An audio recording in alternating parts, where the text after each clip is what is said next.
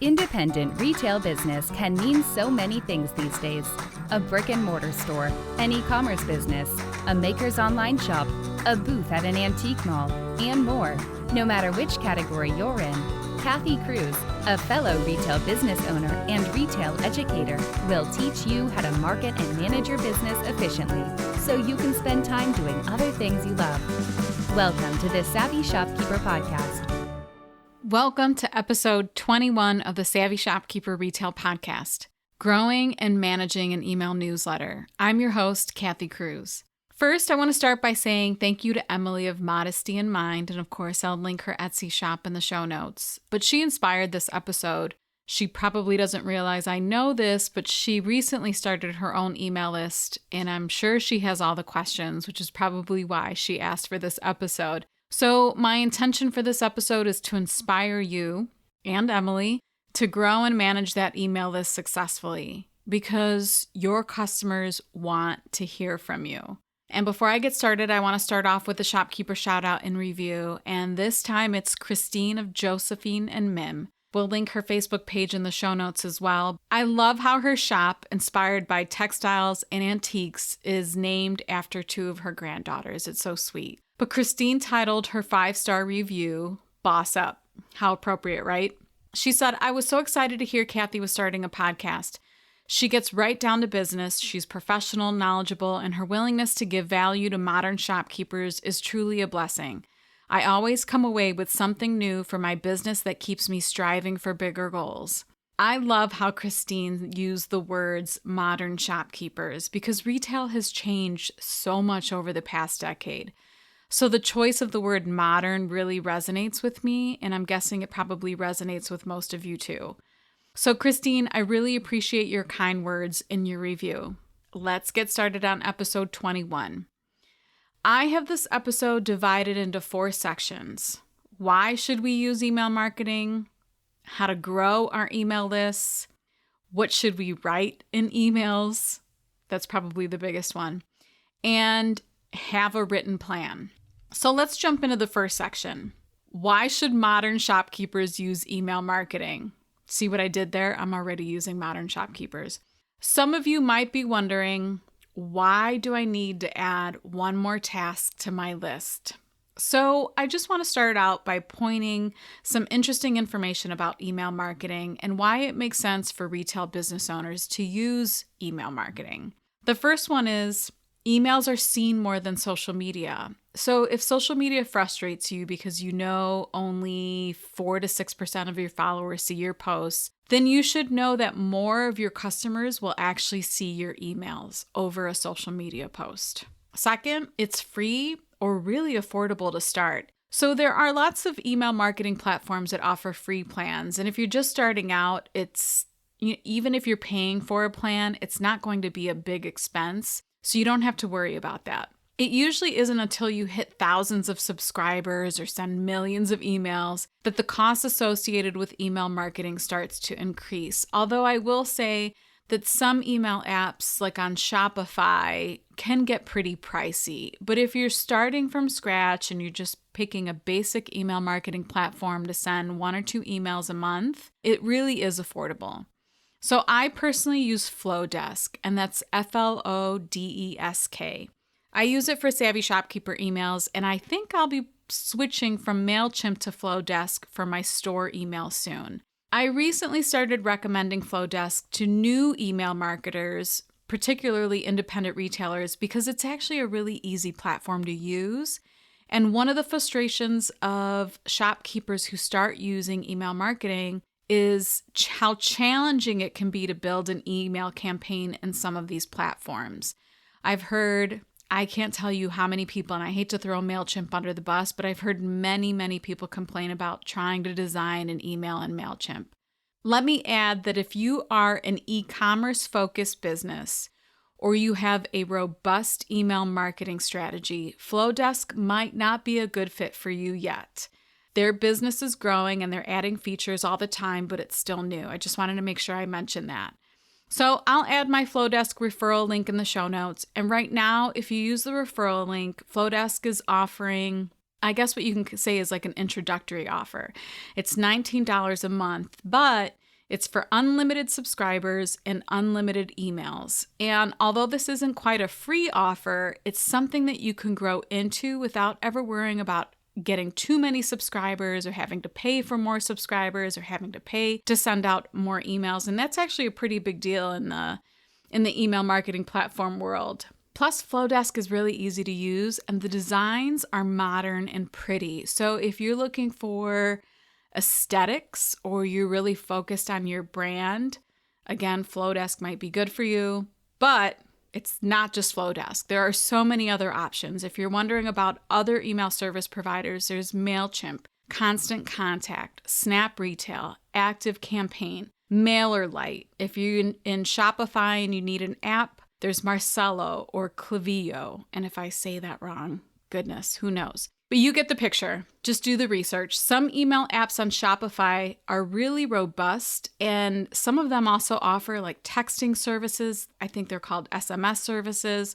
loyalty programs, email funnels. I just want to mention that because some of those options in Shopify can get pretty advanced. So all of that to say, I know there are lots of options, but it's important that you do research on platforms and you find the platform that is ideal for you and your business. I wish I could just give you the one-size-fits-all answer, but it just isn't out there. Okay, enough of that. The next is the monetary benefit. So research online indicates that there is a $38 to $44 return on investment with email marketing.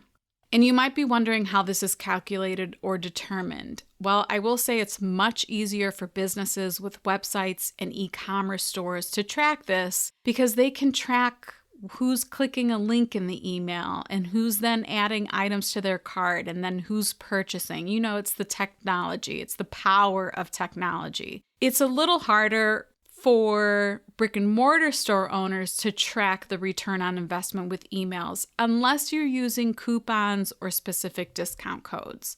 But let's say as a brick and mortar store owner, let's say I go with Flowdesk and I pay $19 a month. For email marketing, that's $228 for a year. And let's say I use the average $38 return on investment per dollar spent on email marketing. That means I should expect $8,664 in sales as a result of emails we send out. Now, personally, I can't say for sure that my sister and I in our store generate that in sales, but I will say lots of our customers do mention our emails when they shop or when they sign up for workshops. So I should add that I personally could make much more of an effort with email marketing and tracking. And if this is done right, a brick and mortar store owner could track results better. So I just thought I'd kind of throw that out there so that you have something to work with, an actual amount or what you could expect in terms of sales if you start implementing email marketing. Most importantly, if someone wants to take the time for your email to sign up for your email newsletter, that means they want to hear from you. You aren't forcing people onto your email list, or at least I hope you're not. And you're not adding email addresses without permission. This is actually a big no-no. So if someone actually types in their information on your website to sign up for the newsletter or writes their information out on a piece of paper in your store so that they can be added to your email list, why would you want to miss out on the opportunity to reach out to them? Like, that's the biggest thing for me is someone takes the time to write that information down on our list. We have a paper list right at our cash register. It's so old school, but it works. And if they're actually taking the time to give me, and that they're willing to give me their email address, I feel compelled to reach out to them. Not everyone is willing to give up an email address. Okay, so the next section for this episode is how to grow your list.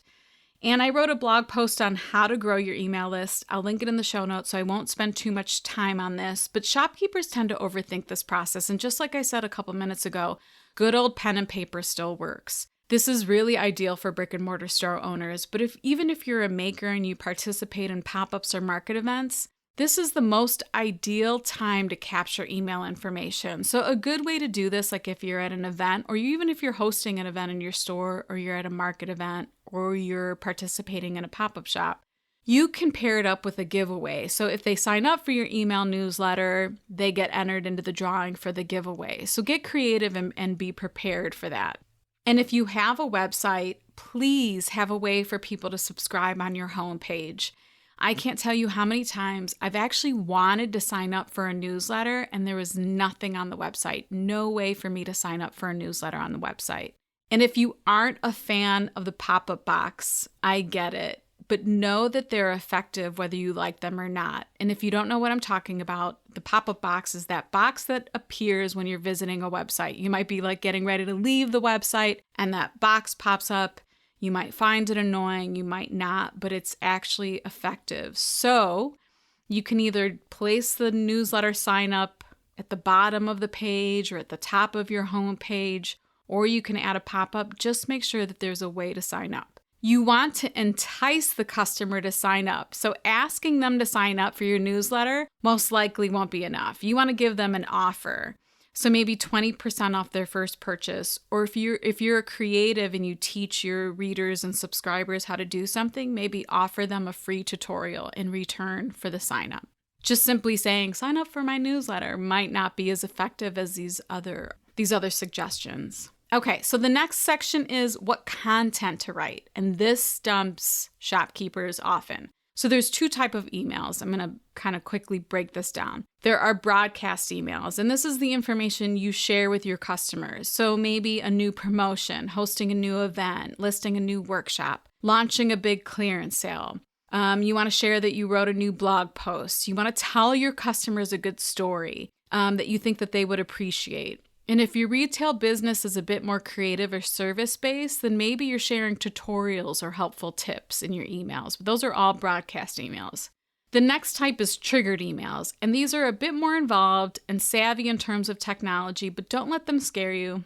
The most common form of a triggered email is a welcome or nurture sequence. And this is when someone signs up, and then they automatically get an email, and maybe one email a few days later and another email a few days after that. So personally, for our store, we have a 3-part welcome sequence. The first one, the email kind of introduces us and says, thank you for signing up.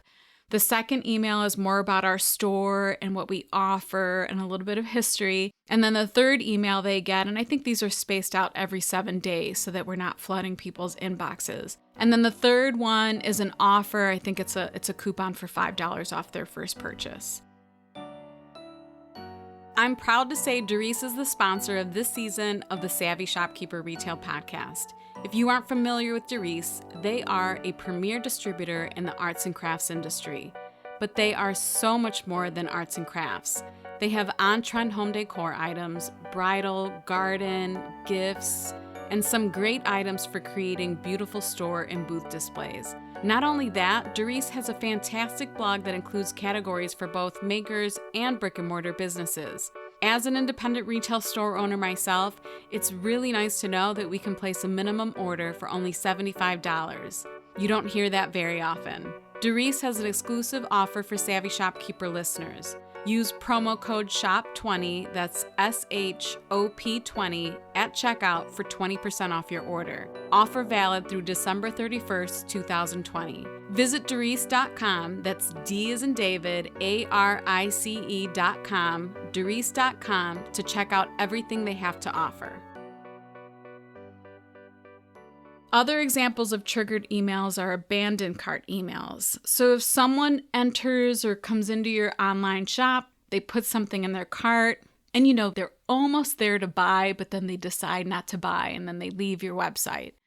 Well, if they included their email address before actually hitting purchase, what happens is the e-commerce system, whatever system you use, you can set it up so it automatically sends them an email and says, hey, you forgot this in your cart, don't forget about it. And it's a really good way to recover those sales. But that's an example of a triggered email. And then a lead magnet email. And that was kind of what I was talking about if you offer a tutorial or tips. On the Savvy Shopkeeper website, I offer 3 pages, 75 ideas for social media prompts for shopkeepers. Because what happens is we get stuck on content. So if you print this list out and you get stuck one day, you just kind of quickly scan the list and you're like, oh, that's a good idea. I can post about that. But that's an example of a lead magnet. Receipt emails or triggered emails, lots of examples, but I just thought I'd kind of quickly cover those. So one more tip The catchier the subject line, the better open rates you'll get. I could probably do a whole episode on catchy subject lines, but I don't have time for that right now. But the last tidbit is about open rates. So they say the average open rate for emails is 10%. And this actually seems a little bit low to me. But the open rates for the emails I send out for our store are usually around 25 to 30%. And I feel like that's pretty good. So if we go back to the point that I made about social media posts, and 4 to 6% see those posts, but now I'm sending an email and 25 to 30% of those customers are opening it, it's a much better chance that they'll see what we're offering and what we're doing in our store through emails.